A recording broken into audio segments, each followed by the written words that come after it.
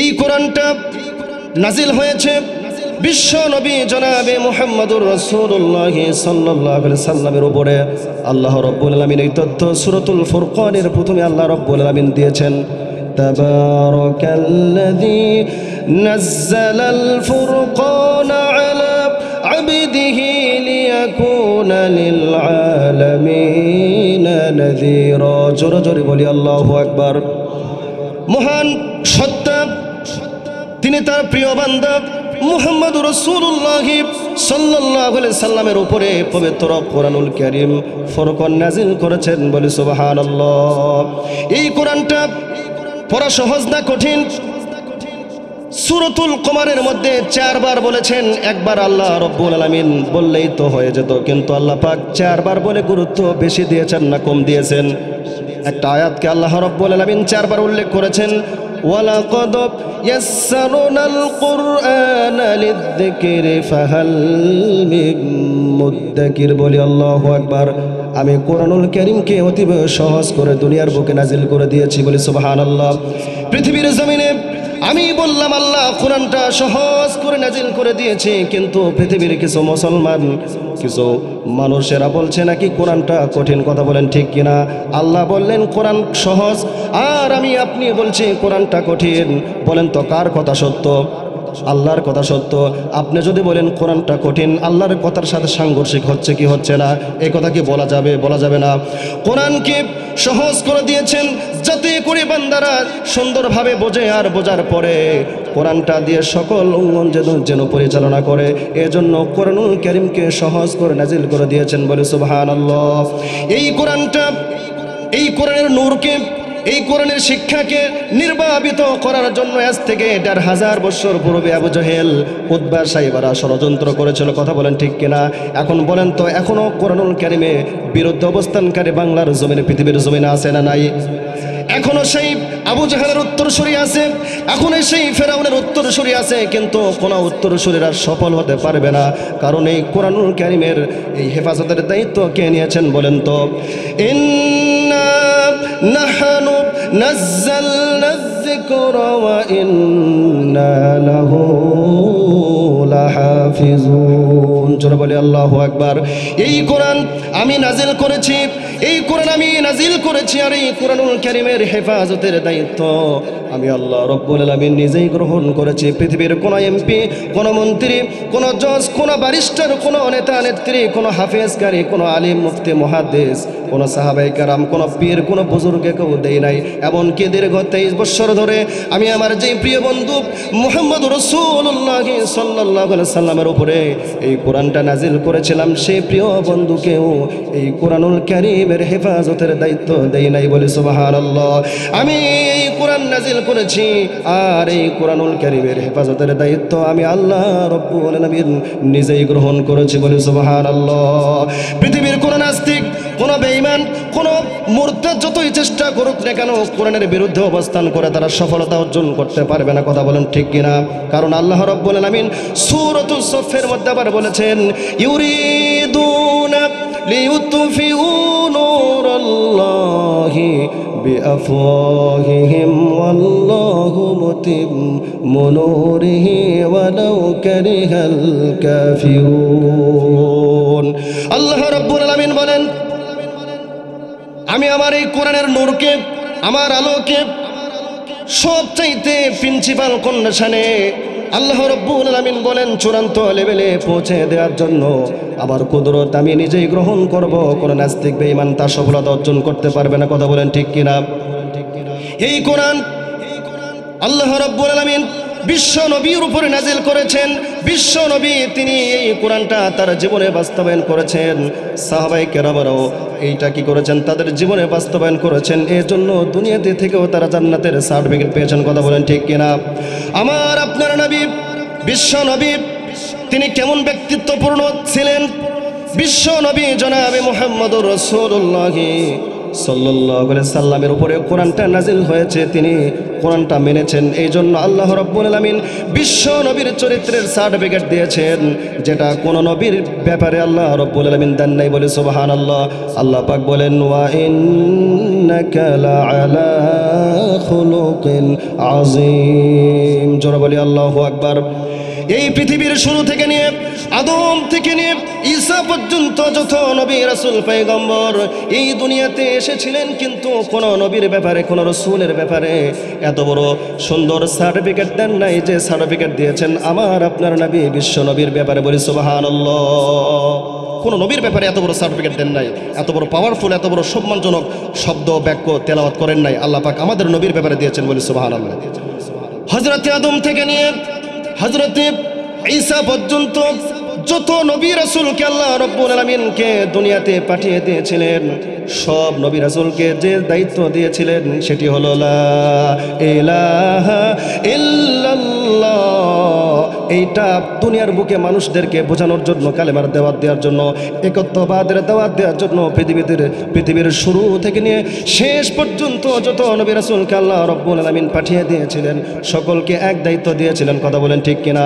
কিন্তু দেখেন আমার আপনার নবী বিশ্ব নবী জনাবে মুহাম্মদ রাসূলুল্লাহ সাল্লাল্লাহু আলাইহি সাল্লামকেও কিন্তু এই দায়িত্ব দেওয়া হয়েছিল এবং আল্লাহ রাব্বুল আলামিন সকল নবীদেরকে নিষ্পাপ করে দুনিয়ার বুকে পাঠিয়ে দিয়েছিলেন। কথা বলেন ঠিক কিনা? কিন্তু এখানে বিষয় হলো আমার নবীর সম্মান কি আল্লাহ রাব্বুল আলামিন কত উল্লেখ করেছেন, কত প্রিন্সিপাল কন্ডিশনে রেখে দিয়েছেন বোঝানোর জন্য বলছি। হযরত আদম আলাইহিস সালাতু ওয়াস সালামের কালেমার মধ্যে রাসূলুল্লাহ শব্দ নাই। কথা বলেন ঠিক কিনা? শুধু আদম নয়, আদম থেকে নিয়ে ঈসা পর্যন্ত যত নবী রাসূল এসেছিলেন কোন নবীর কালেমার সাথে রাসূলুল্লাহ শব্দ নেই, কিন্তু আমার নবীর কালেমার সাথে রাসূলুল্লাহ শব্দ আছে না নাই? হযরত আদম আলাইহিস সালাতু ওয়াস সালামের কালেমা ছিল লা ইলাহা ইল্লাল্লাহু আদামু সফিউল্লাহ। হযরত নূহ আলাইহিস সালাতু ওয়াস সালামের কালেমা ছিল লা ইলাহা ইল্লাল্লাহু নূহু নবিয়ুল্লাহ। হযরত জাতির পিতা ইব্রাহিম, বলেন তো জাতির পিতা কে? আল্লাহ পাক বলেছেন মিল্লাতে আবিকুম ইব্রাহিম হুয়া সাম্মাকুমুল মুসলিমিন, কিন্তু বাংলার জমিনের কিছু মুনাফিক মার্কা শেখ মুজিবুরকে জাতির পিতা বলছে। কথা বলেন ঠিক কিনা? আমরা জাতির পিতা একজনকে মানব, তিনি হচ্ছেন হযরত ইব্রাহিম আলাইহিস সালাতু ওয়াস সালাম। কথা বলেন ঠিক কিনা? হযরত পয়গম্বর ইব্রাহিম আলাইহিস সালাতু ওয়াস সালামের কালেমা ছিল লা ইলাহা ইল্লাল্লাহু ইব্রাহিমু খলিলুল্লাহ। হযরত দাউদ আলাইহিস সালাতু ওয়াস সালামের কালেমা ছিল লা ইলাহা ইল্লাল্লাহু দাউদু খলিফাতুল্লাহ। হযরত মূসা আলাইহিস সালাতু ওয়াস সালামের কালেমা ছিল লা ইলাহা ইল্লাল্লাহু মূসা কালিমুল্লাহ। হযরত ঈসা আলাইহিস সালাতু ওয়াস সালামের কালেমা ছিল লা ইলাহা ইল্লাল্লাহু ঈসা রূহুল্লাহ।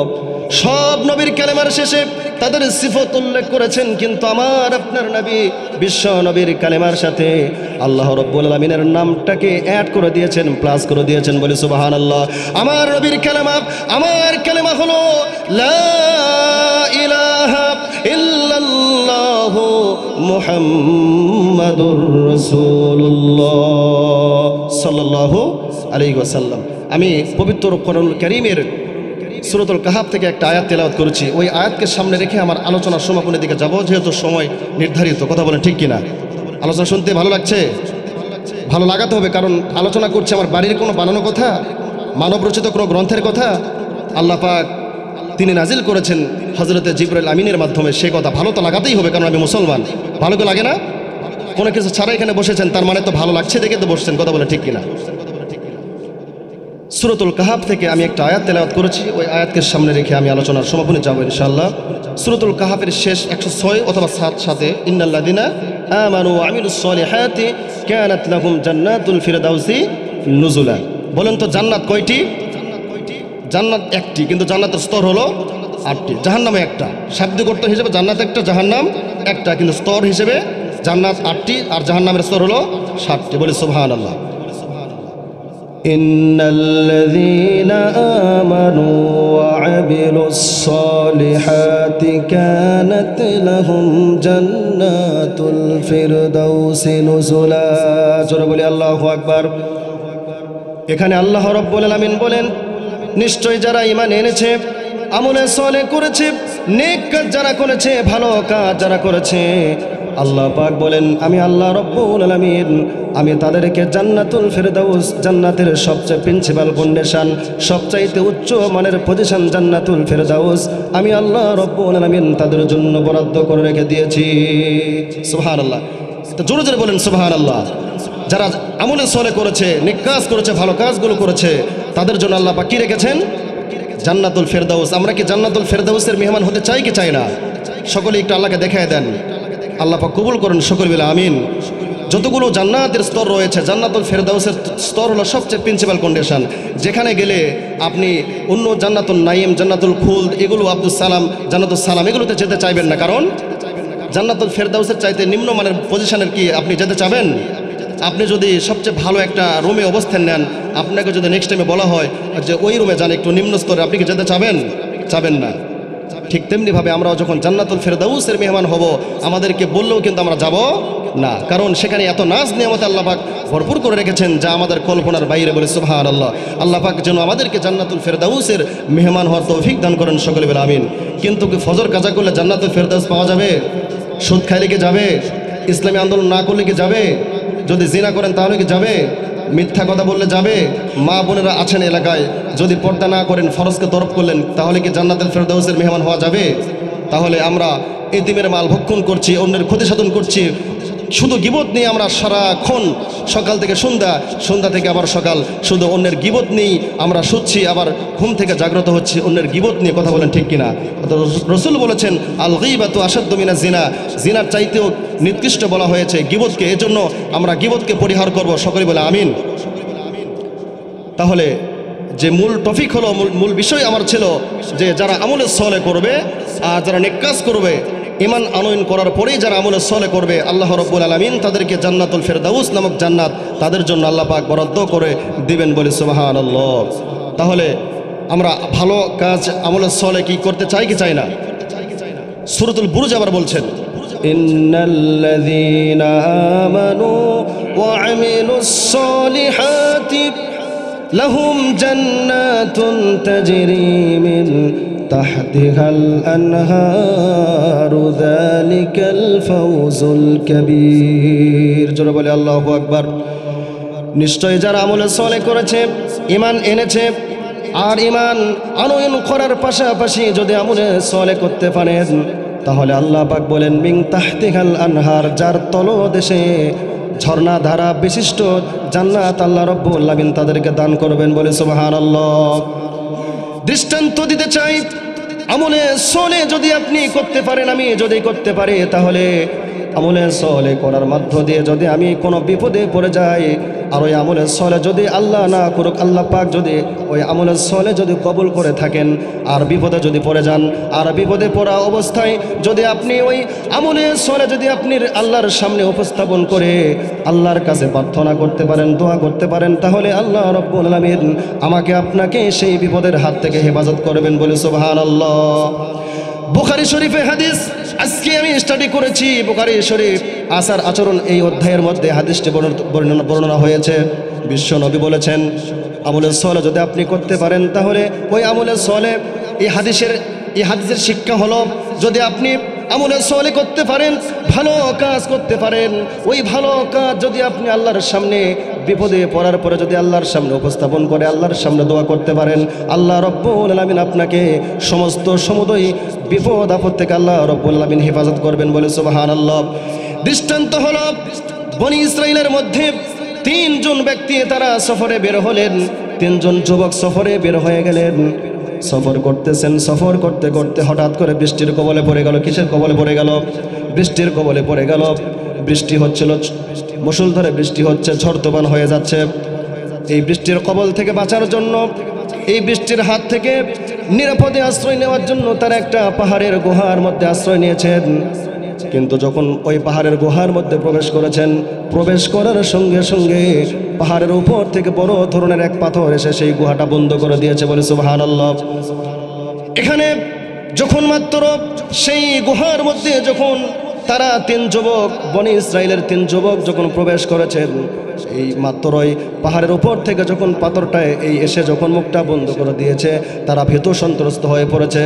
তারা বুঝতে পেরেছে এই যে আমাদের শক্তি, এই শক্তি দিয়ে আমরা কখনোই এই পাথরটাকে সরাতে পারবো না, আর আমরা নিশ্চিত এখান থেকে বাহির হতে পারবো না, আমাদের মৃত্যু নিশ্চিত। এইটা জেনেও তারা হতভম্ব হওয়ার পরেও তারা তাওয়াক্কুল করলেন সেই আল্লাহ পাকের উপরে, যে আল্লাহ রব্বুল আলামিন আমাদেরকে সৃষ্টি করেছেন আর আমাদেরকে শিখিয়ে দিয়েছেন, আমার উপরেই তোমরা তাওয়াক্কুল করো। কথা বলেন ঠিক কিনা? তাওয়াক্কুল করবো কার উপরে? কোনো পীরের উপরে নয়। কথা বলেন ঠিক কিনা? পীর কি আমাকে জান্নাতে নিয়ে যাবে? পীর কি বিপদ আপদ থেকে বাঁচাবে? ঠিক তেমনি ভাবে বনি ইসরায়েলের সেই 3 জন ব্যক্তি যখন তারা বিপদের সম্মুখীন হয়ে গেলেন, তাদের মধ্যে একজন বিচক্ষণ ব্যক্তি আলোচনা 3 জনকে নিয়ে পরামর্শ করলেন, বিপদের মধ্যেই পরামর্শ করলেন। একজন বিচক্ষণ ব্যক্তি বললেন, ভাই তোমরা তোমাদের জীবনের কোনো ভালো নেক আমল যদি থেকে থাকে করে থাকো, তাহলে সেই নেক আমল আল্লাহর সামনে উপস্থাপন করে আল্লাহর সামনে প্রার্থনা করো, দোয়া করো, যাতে ওই ভালো কাজের ওসিলা করে, নেক কাজের ওসিলা করে আল্লাহ রব্বুল আলামিন আমাদেরকে আজকে হয়তোবা বাঁচাই দিতে পারেন। কথা বলেন ঠিক কিনা? এমন করে যখন ওই ব্যক্তি আলোচনা করলেন, 3 জনের মধ্যে একজন ব্যক্তি আল্লাহর সামনে হাত তুলে দোয়া করলেন, আয় আল্লাহ রব্বুল আলামিন, আমি জানি আমার জীবনে আমার কোনো ভালো নেক আমল নাই, আমি গুনাহগার বান্দা, তবে আমার মনে হয় আমি একটা ভালো কাজ করেছিলাম, ওই ভালো কাজের ওসিলা করে আমাদেরকে মাফ করুন। সেই ভালো কাজটা হলো, আমি একজন ব্যক্তিকে দিন মজুরি নিয়েছিলাম, সে দিনের কাজ শেষ করার লগ্নে সন্ধ্যাবেলায় সে আসে নাই, অথবা আমার সাথে সাক্ষাৎ না করার কারণে আমি ওই ব্যক্তিকে টাকা দিতে পারছিলাম না, তাকে খোঁজাখুঁজি করার পরে পাই নাই। কিন্তু সেই টাকাটা নষ্ট না করে, ওই টাকাটা না দেওয়ার নিয়ত ছিল না, ওই টাকা দিয়ে আমি একটা বকরি কিনেছিলাম, ছাগল কিনেছিলাম। কিছু কালের মধ্য দিয়ে সেই বকরি থেকে বকরি হতে হতে বকরির বড় পাল হয়ে গিয়েছে, বলে সুবহানাল্লাহ। কিন্তু এখানে শিকার বিষয় হলো, কিছু কাল পরে, কিছু দিন পরে সেই পাওনাদার ব্যক্তি এসে আমাকে বলেছিলেন, ভাই আমি একদিন কাজ করেছিলাম, আমি সময় মতো এসে টাকাটা নিতে পারি নাই, আমাকে ওই দিনের মজুরি দিয়ে দেন। আমি বলেছিলাম, কথাগুলো বুঝতেছেন? আমি বলেছিলাম এই যে পুরো বকরির পাল দেখছো, সবগুলো তোমার, তুমি নিয়ে যেতে পারো। আই আল্লাহ রব্বুল আলামিন, আমি যখন এমন করে যখন বলেছিলাম সেই ব্যক্তিকে, সেই ব্যক্তি বিশ্বাস করতে পারছিলেন না। তিনি এমনকি আমাকে বলছিলেন, ভাই আমার সাথে ঠাট্টা করবেন না, বিদ্রুপ করবেন না, আমি একদিনের টাকা পাই, একদিনের টাকা দিয়ে দেন, ওই টাকা নিয়ে আমি চলে যেতে চাই। আমি বলেছিলাম, আমি ঠাট্টা করি নাই, বিদ্রুপ করি নাই, মিথ্যাও বলি নাই, মূলত তোমার সেই দিনের টাকা দিয়ে আমি বকরি কিনেছিলাম।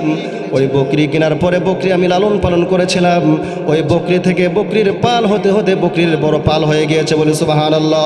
মূলত যা দেখছো সবগুলো এই তোমার ওই টাকা থেকেই হয়েছে, এইগুলো সব তোমার, তুমি নিয়ে যেতে পারো, বলি আল্লাহু আকবার।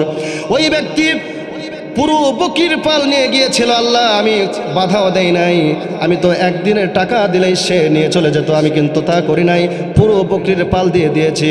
আল্লাহ তুমি যদি এই কাজটাকে পছন্দ করো, কবুল করো, আমরা আজকে যে বিপদে পড়েছি আমাদেরকে সে বিপদের হাত থেকে বাঁচিয়ে দাও। এমন করে যখন প্রথম ব্যক্তি আল্লাহর সামনে দোয়া করলেন, দোয়া করার সঙ্গে সঙ্গে 1/3 ওই পাথরের 3 ভাগের 1 ভাগ পাথরটা সরে গেল, বলি সুবহানাল্লাহ। তাহলে ভালো কাজ করার প্রতিফলন আছে না নাই? ঠিক তেমনি ভাবে 3 জন ব্যক্তির প্রথম ব্যক্তির দোয়া কবুল হলো, কবুল হওয়ার সঙ্গে সঙ্গে 1/3 পাথর সরে গেল। এবার দ্বিতীয় ব্যক্তি আল্লাহর সামনে দোয়া করলেন, আয় আল্লাহ আমার জীবনে হতেও কোনো আমি ভালো কাজ করতে পারি নাই, ভালো কোনো আমল করতে পারি নাই, তবে আমার মনে হয় আমি একটা ভালো কাজ করেছিলাম, যদি ওই ভালো কাজটা তুমি কবুল করে থাকো, গ্রহণ করে থাকো, আমি সেই ভালো কাজের ওসিলা করে আজকে মাপ চাই। সেই ভালো কাজটা হলো, আমি গরিব মানুষ, মাঠে আমি কাজ করতাম, বন জঙ্গলের মধ্যে কাঠগুলো কেটে আমি কাঠগুলো বাজারে বিক্রি করে সংসার পরিচালনা করতাম। দূর থেকে আমি কাঠগুলো আমি সংগ্রহ করতাম। প্রত্যেক দিন বাড়িতে এসে আমি সর্বপ্রথম বকরি দহন করে দুধটাকে আমি নিজে না খেয়ে, স্ত্রীকে না খাওয়াইয়া, সন্তানকে না খাওয়াইয়া আমি আমার মাকে বেশি ভালোবাসার প্রাধান্য দিয়েছিলাম।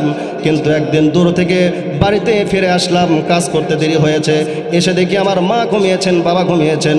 কিন্তু আমি দুধ দহন করলাম, বকরির দুধ দহন করে আমি আমার সন্তানগুলো ক্ষুধার তাড়নায় চিল্লা করছিল, আমার স্ত্রীও ক্ষুধার তাড়নায় ছিল, আমিও ক্ষুধার্ত অবস্থায় ছিলাম।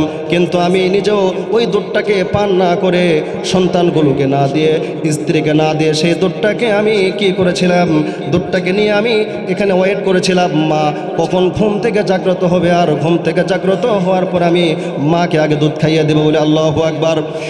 এই ব্যক্তি আল্লাহর সামনে দোয়া করলেন, আয় আল্লাহ রব্বুল আলামিন, আমি মাকে বেশি ভালোবাসার প্রাধান্য দিয়েছিলাম, আমি ওই দুধটা দহন করে আমি মার শিওরে দাঁড়িয়েছিলাম। কিছুক্ষণ পর মার যখন ঘুম ভেঙে গেল, ঘুম ভাঙ্গার পরে আমি মাকে দুধ পান করে দিয়েছিলাম বলে সুবহানাল্লাহ। মাকে দুধ না পান করিয়ে আমি আমার সন্তানকে, আমি আমার স্ত্রীকে আমি দুধ পান করা বেশি পছন্দ মনে না করে মাকে বেশি ভালোবাসার প্রমাণ দেওয়ার জন্য মাকে আগে দুধ পান করাইয়া দিয়েছিলাম বলে সুবহানাল্লাহ। আয় আল্লাহ রব্বুল আলামিন, যদি আমি এই কাজটা তোমাকে সন্তুষ্ট করার জন্য করে থাকি, তাহলে আজকে আমরা যে বিপদে পড়েছি আমাদেরকে এই বিপদের হাত থেকে বাঁচাইয়া দাও। এমন করে দ্বিতীয় ব্যক্তি যখন দোয়া করলেন, আল্লাহ রব্বুল আলামিন দোয়াটাকে মঞ্জুর করে নিলেন, দোয়াটাকে কবুল করে নিয়ে সেই পাথরটার 2/3 3 ভাগের 2 অংশ সরে গেল বলি সুবহানাল্লাহ।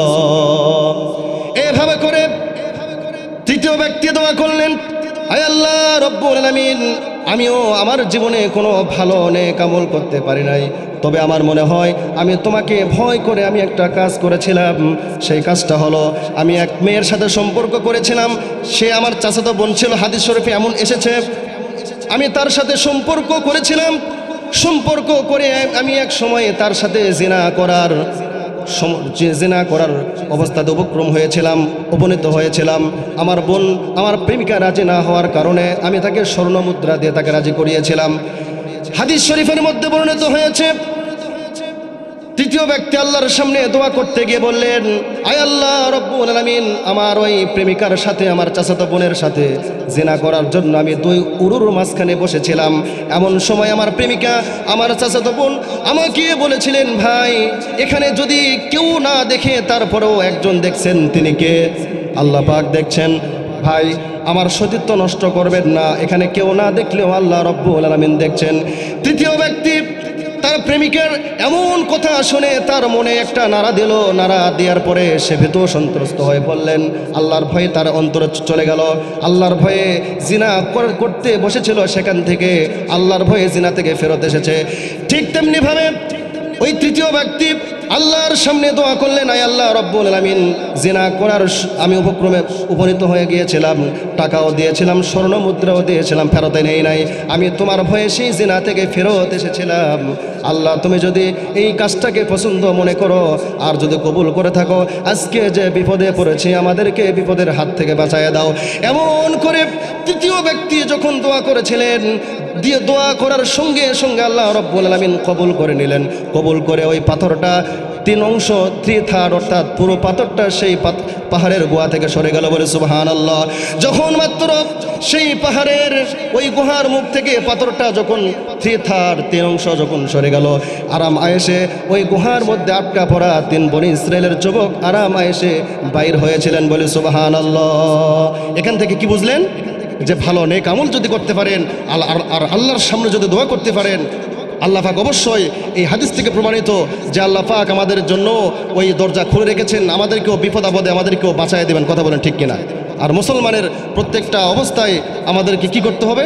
আল্লাহ পাকের উপর তাওয়াক্কুল রাখতে হবে, ভালো কাজ করতে হবে এবং সর্ব অবস্থায় আমার মুখ দিয়ে আলহামদুলিল্লাহ এবং ইন্না লিল্লাহ এটা উচ্চারণ হতে হবে। অসন্তুষ্ট হওয়া যাবে না, কারণ আমি মুসলমান। আমি কি একজন মুসলমান হলো, একজন মুসলমান তো সব কিছু করতে পারে না, ধৈর্যহারা মুসলমানের বৈশিষ্ট্য নয়। মুসলমানের বৈশিষ্ট্য হলো সূরাতুল ইব্রাহিমের মধ্যে আল্লাহ রাব্বুল আলামিন বলেছেন, মুসলমান যদি তুমি নিজেকে দাবি করো, তোমার বৈশিষ্ট্য কেমন হওয়া দরকার আল্লাহ পাক আমাদেরকে জানিয়ে দিলেন। আল্লাহ পাক বলেন, আল্লাহ রাব্বুল আলামিন বলেন, আলাম তারা কাইফা দারাবাল্লাহু মাসালান কালিমাতান তাইয়িবাতান কাশাজারাতিন তাইয়িবাতিন আসলুহা সাবিতুন ওয়া ফারউহা ফিস সামা। জোরে জোরে বলে আল্লাহু আকবার। একজন মুসলমান যদি আপনি হন, আর যদি আপনি মুসলমান দাবি করেন, আমি যদি মুসলমান দাবি করি, আমার বৈশিষ্ট্য কেমন হওয়া দরকার আল্লাহ রাব্বুল আলামিন সূরাতুল ইব্রাহিমে আল্লাহ রাব্বুল আলামিন মুসলমানদের, ইমানদারদের বৈশিষ্ট্য দৃষ্টান্ত এখানে তুলে ধরেছেন। একজন মুসলমান কেমন হওয়া দরকার, মুসলমানের বৈশিষ্ট্য হলো আল্লাহ রাব্বুল আলামিন এখানে বোঝাতে গিয়ে একটি গাছের সাথে উপমা দিয়েছেন, দৃষ্টান্ত দিয়েছেন। আল্লাহ পাক বলেন, মুসলমান যদি আপনি হন, আপনার কাজটা হবে, আপনার ধৈর্য কেমন হওয়া দরকার, যেমন নাকি ঘূর্ণিঝড়ের মধ্যে দেখবেন পৃথিবীর জমিনের সব গাছগুলো উপরে পড়ে যায়, ভেঙে পড়ে যায়। কথা বলেন ঠিক কিনা? যখন পৃথিবীর জমিনে ঘূর্ণিঝড় হয়, কালবৈশাখীর ঝড় হয়, দেখবেন সব গাছগুলো উপরে পড়ে যায়, ভেঙে পড়ে যায়।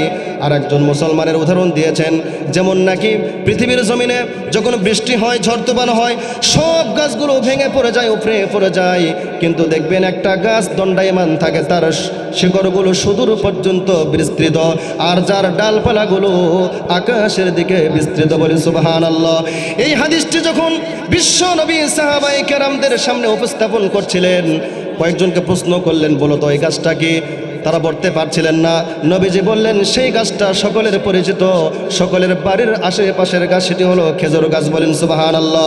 তার মানে হলো, যখন মুসলমান তার সামনে যখন বিপদ আপদ আসবে, হাজারো ঝড় তুফানের মধ্যে সব গাছ যেমন উপরে পড়ে গেল, খেজুর গাছটা দণ্ডায়মান থাকে, ঠিক তেমনিভাবে একজন মুসলমান হাজারো জরিমানা, হাজারো জেল আসুক না কেন, হাজারো টেনশন আসুক না কেন, হাজারো বালা মুসিবত আসুক না কেন, হাজারো বালা মুসিবতের মধ্যে আমাকে আল্লাহ রাব্বুল আলামিনের দেওয়া বিধানের উপরে অটল থেকে বলতে হবে, ইন্না লিল্লাহি ওয়া ইন্না ইলাইহি রাজিউন।